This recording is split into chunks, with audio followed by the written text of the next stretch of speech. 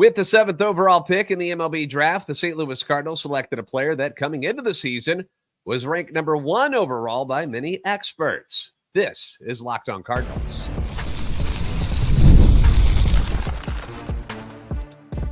You are Locked On Cardinals, your daily St. Louis Cardinals podcast. Part of the Locked On Podcast Network, your team every day. Hey there, Cardinals fans. I'm JD Hafford, and I'm a national radio sports anchor, born and raised in the Lou, and a lifetime Cardinals fan. And I'm your host for Locked On Cardinals, part of the Locked On Podcast Network, covering your team every day. You can follow me on Twitter X at JD Sports Radio. You can follow the podcast at LO_Cardinals. I want to thank those of you who make Locked On Cardinals your first listen every day. We are free and available wherever you get your podcasts. We're also on YouTube. If you haven't stopped by there yet, make sure you do it. Like, subscribe, comment, interact with us. Don't be shy. Hit the notification button so you know when new episodes are posted. This is a show serving Cardinal Nation and giving the best fans in baseball all of the info about the birds on the bat. This episode of Locked On Cardinals is brought to you by Booking.com. Booking.yeah, the right stay can make you a fan of any city, even your rivals. Check out Booking.com for your stay today. So the St. Louis Cardinals did not end the first half of the season on a good note. They get trounced by the Cubbies by the score of 8-3 on Sunday. Not great, right? Not happy about it. Although you get a split, you don't lose ground, you don't gain ground, but you don't lose ground either. So I guess things could be worse, right? But later on that night, at the MLB draft, I think some of those frowns got turned upside down. I know mine did, thanks to who the Cardinals were able to get with the 7th overall pick when they drafted middle infielder JJ Wetherholt from West Virginia University. Now, I say middle infielder since technically he was a shortstop in college, but many think that second base is where he's going to end up playing and where he should end up playing in pro baseball eventually, although I read that the Cardinals do plan to start him at shortstop in his pro career. The Cardinals haven't had a pick this high in the draft since 1998. I mean, that is a long time ago.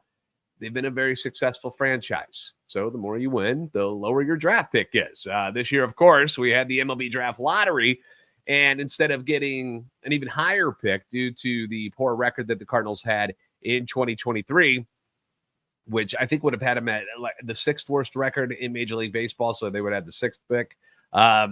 This year, other teams leapfrog them. So teams like the Guardians end up going number 1 despite winning 76 games. The Reds get the number 2 pick despite winning 82 games last year. So it kind of sucked for the Cardinals because, you know, when you finally do have a bad year, you're hoping to at least reap the benefits of that. But still, they were right around where they normally would have picked anyway. But a little bit annoying, right? To see somebody in your own division get the number 2 pick, even though they won 82 games. So anyway, coming into the draft, I was kind of hoping, my thought was that, you know, it'd be nice to get a pitcher, considering pitching is so tough to get. And I kind of had my heart set on left-handed pitcher Hagen Smith from Alabama. Dude had just sick strikeout capability. Reminds me a lot of Josh Hader. But he ends up going number 5 to the White Sox. The other pitcher that fans were hoping would fall, a guy that, you know, if he had been there, would have been somebody I would have thought about, was Wake Forest Chase Burns. But guess who? Snags him at number 2 overall, the Cincinnati Reds. Travis Bazzana goes to the Guardians at number 1. That pick made sense. First second baseman ever to go number 1 overall in the MLB draft. Australian, by the way. If you heard him talk, you're like, whoa, wait. Yeah, Australian. Charlie Condon, who many believe was the best, like, superstar capable athlete, goes to the Rockies at number 3. That made sense. The A's take Wake Forest first baseman Nick Kurtz, which did surprise some people a little bit, but apparently they loved him right away. So then at number 6, the Royals could either go with JJ Wetherholt or Florida's Jack Caglione. And he kept falling, you know, and he was a guy that we were all kind of like, whoa, if Caglione is there, do the Cardinals think about that? But the Royals end up taking the two-way star who pitches, also plays first base, has this elite power. So there you are at number 7, and Wetherholt falls right into the laps of the Cardinals. And there's really no need to whine about this, and I don't want it to come off that that's what I'm doing. I just didn't expect him to be there. I didn't expect Caglione to be there at number 7. I thought it was going to be somebody else that fell. not Wetherholt, because this is a guy who, coming into the season, was projected by many publications to be the number one overall draft prospect. In fact, the last mock draft that MLB Pipeline did actually had the Guardians taking him number one overall. Quotes from that article: the Guardian strategy appears to be maximizing the value of their entire draft class, and Wetherholt is the top talent who would accept the largest signing bonus discount. You're going to hear a bit about Paul Skeens' $9.2 million bonus as it pertains to these top two picks. The first is the general buzz that Cleveland may not want to go above that with whomever it takes. That still leaves Travis Bazzana very much in the mix, but Wetherholt offers an option very close in skill while also allowing the Guardians to be even more aggressive later in the draft. Now, with the MLB draft, certain players, for those who aren't familiar, guys will rise and fall due to signing concerns about money, about their commitments to college, if they're a high school player. But when it comes to the talent on the field, many experts believe that Wetherholt was right there along with the number one overall selection, Bazzana. I would argue that the only guy that maybe people thought was better than everybody else is Charlie Condon, but he was the guy that, they're like, it's going to be expensive to sign this dude. He's that crazy level of talent where it might be rough. It might not be an easy negotiation. So it's kind of wild to me that Wetherholt was able to fall to the Cardinals at number 7.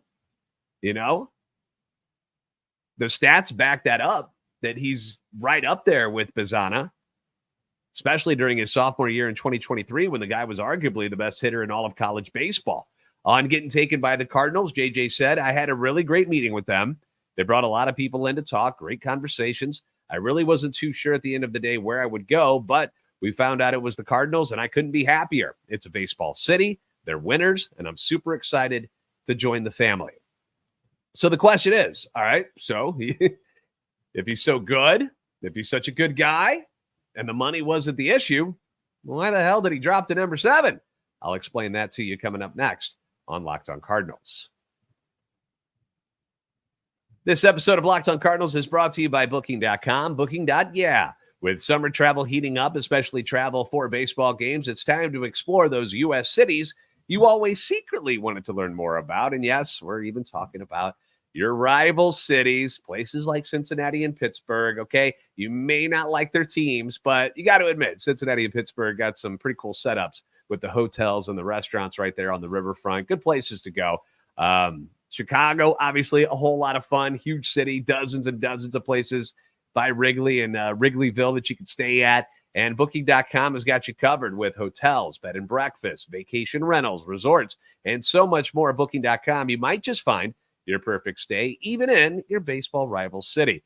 Booking.com has so many choices across the U.S. for your summer travel this MLB season. And let's not forget about the Little League tournaments. You're going to be in different cities with the little kids throughout the year, making sure they're in all the fun tournaments. And Booking.com has got you covered there as well. Can get you placed in every city around the country. They'll take care of you. The right stay can make you a fan of any U.S. city, even your rivals. So book today on Booking.com on the site or in the Booking.com app. Get supplies from the site that's made for the skilled trade, SupplyHouse.com. SupplyHouse.com is the reliable way to order plumbing, HVAC, and electrical products online. Their easy-to-use website is packed with helpful resources and the latest product information to help you get the job done right.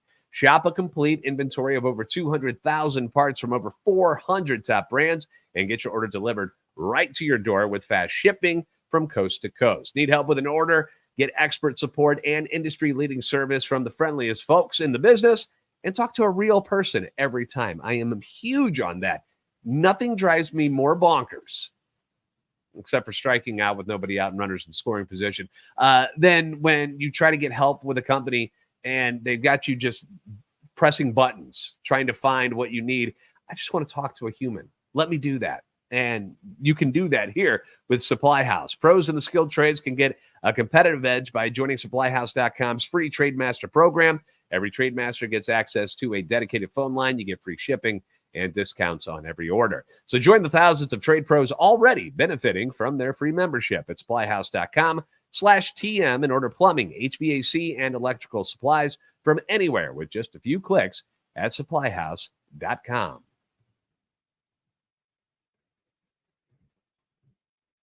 Are you watching Fox Sports or ESPN on your TV all day and have to turn down the volume because of all the shouting? Then make the switch to Locked On Sports today. It's a free 24/7 sports streaming channel program for you every day to bring you the biggest stories without all of the screaming.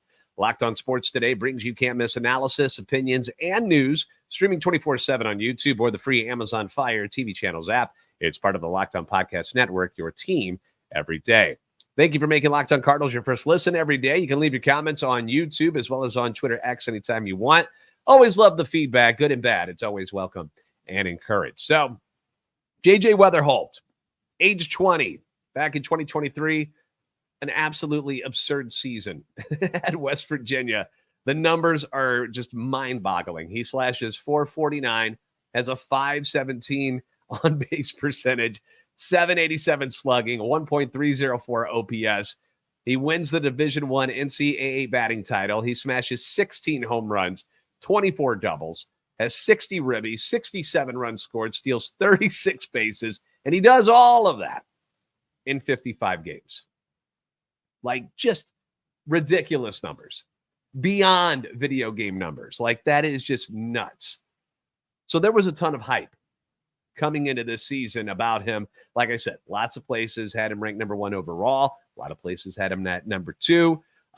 Sky was kind of the limit of what he was going to do in 2024 until an injury derailed things. On Monday, February 19th, just 4 games into the season, Wetherholt exits the second game of the Mountaineers doubleheader with a hamstring injury. I think they were playing Stetson, if I remember. And this would knock him out of action for almost 2 months. He doesn't come back. So he leaves February 19th, last game he plays. He doesn't come back playing until April the 5th. So when you look at the numbers this past year compared to his numbers in 2023, obviously you're going to see a significant drop-off because he had a lot less at-bats, a lot less games played. This year, his junior year, he slashes .331, .472 OBP, .589 slugging, OPS 1.061. Nothing to sneeze at, but not quite the level where he was in 2023. He ends up hitting 8 home runs. He drives in 30, scores 30 runs, steals just 8 bases, and only is able to play in 36 games. Now, the batting average dips a lot, but the 8 home runs is not far off his pace from the previous year. Same thing with the runs and the RBIs. They're right there, all close to what he did the year before when he was considered arguably the best hitter in college baseball. The stolen bases, they drop off, obviously, due to the leg injury. They're not trying to push it, so that makes a lot of sense. But it's not like he just went into the tank all of a sudden and became just some crappy average hitter or something. The tools are still there, but the injury clearly had an impact on his stats and his draft stock. Another positive thing that we can take away from this is, when I'm looking at the stats, is the ability to walk and not strike out that much. Fans of the show know, my everydayers, that I do not like strikeouts. It drives me nuts. Last year, reached base 77 times in 36 games. He played last year, 36 games total. So strikeouts, let me clarify. 140 games. So last year, 36 games, reaches base 77 times. In his career, 82 strikeouts, 82 walks in 140 games played. But a lot of those strikeouts actually came in his freshman season when he whiffed 43 times. Brand new, coming up to the college level, strikes out a little bit. Sophomore year, he walked 26 times and struck out 22 times. Then last season, in over 100 less plate appearances, mind you, he walks more. He walks 30 times and strikes out 17. So for my everydayers, again, you know how big I am on contact. Putting the ball in play is something that I cherish out of ball players. I mean, how many times do you watch a Cardinals game? First and third, nobody out, strikeout. Second and third, 1 out, strikeout. Like, it's very frustrating. So JJ is someone that is clearly right up my alley. The kind of hitter that I'm into. In an article from Derek Gould at STLtoday.com, JJ talked about the injury that he suffered this past season, saying that it was a challenge.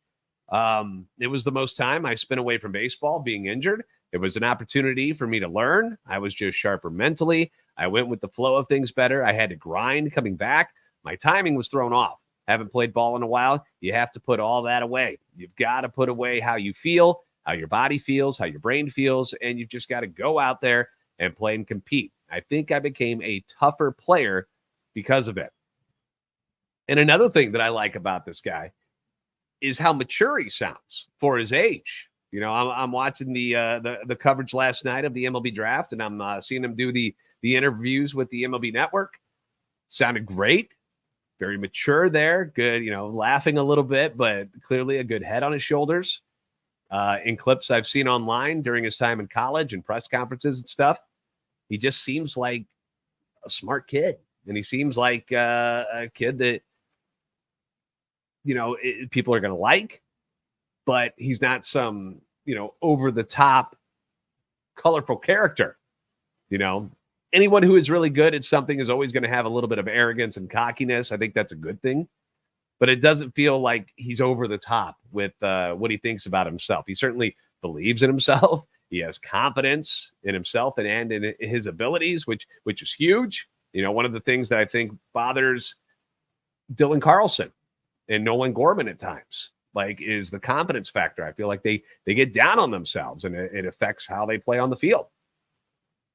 But JJ Wetherholt's got what I would consider, in just the small clips that I've seen and stuff in the interviews, that he's got kind of a quiet demeanor about himself. It's confident, but it's a quiet demeanor. And he just seems like the kind of guy that fits right into the type of players that the Cardinals normally surround themselves with in their clubhouse. He's also got a playful side. If you saw anything about the, I wish I had a picture of it. If you saw the draft last night, he ended up going to the draft. One of the few players from the first round that did that. And he wore a Texas-inspired outfit to the event. He had a cowboy hat on, had one of those bolo ties on. It was pretty funny. And they asked him, they're like, is this like a normal get-up? And he's like, no, absolutely not. He goes, I just, I'm in Texas. I'm in Fort Worth. I figured I dress up for the occasion. So I like that. I like that he's got a playful attitude when it comes to stuff like that. I mean, we know how our Cardinals like to dress up. Did you see the 4th of July outfits that some of them are wearing? So I like the vibes that I'm getting from him, and he just seems like a Cardinal type of player on and off the field. And would you believe that he had a premonition of sorts about becoming a St. Louis Cardinal? I'll have that story for you coming up next on Locked On Cardinals. Going to baseball games in St. Louis, it's a tradition. Even if the team is losing, which they haven't been doing a whole lot of recently, you want to make that trek to Ballpark Village and then Busch Stadium to cheer on the Cardinals. My grandmother is going to turn 99 in a couple of weeks from now, and the whole family is getting together. We're going to sit out there in Freeze Landing and have a good old time. It's something that we're kind of making it an annual thing for my grandmother's birthday. We all go to the Cardinal game together. And when you need tickets to the game for whatever occasion it may be, look no further than the Gametime app. Gametime is an authorized ticket marketplace of Major League Baseball, which makes getting tickets faster and easier. Prices on the Gametime app, they actually go down the closer you get to first pitch. They've got killer last-minute deals. They've got the all-in prices. You get views from your seat, which is huge because I want to know exactly what the heck's going to be in front of me when I pick my seat out. And they've got their lowest price guarantee. Gametime takes the guesswork out of buying Major League Baseball tickets. And it's not just baseball.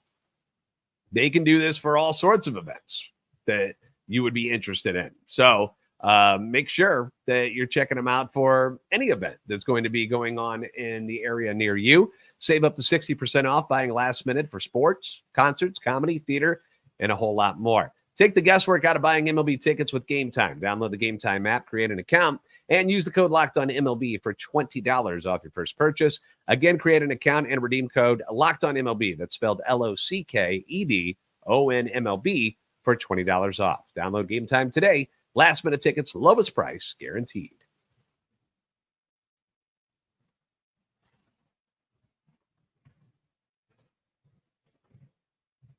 Locked On has launched the first ever national sports 24/7 streaming channel on YouTube, and now it's also available on the Amazon Fire TV and the Free Fire TV channels app. Locked On Sports Today, it's here for you 24/7, covering the top sports stories of the day with our local experts of Locked On, plus our national shows covering every league. You can find Locked On Sports Today now available on the Free Fire TV channels app.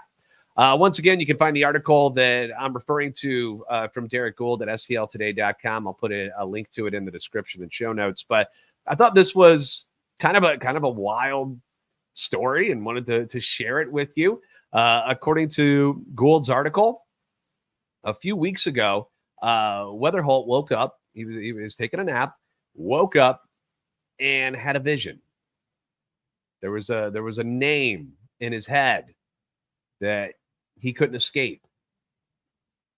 It was a name of a team that he was like, they're going to draft me, aren't they?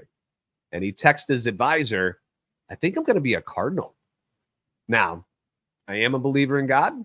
I believe in supernatural stuff. I have experienced deja vu.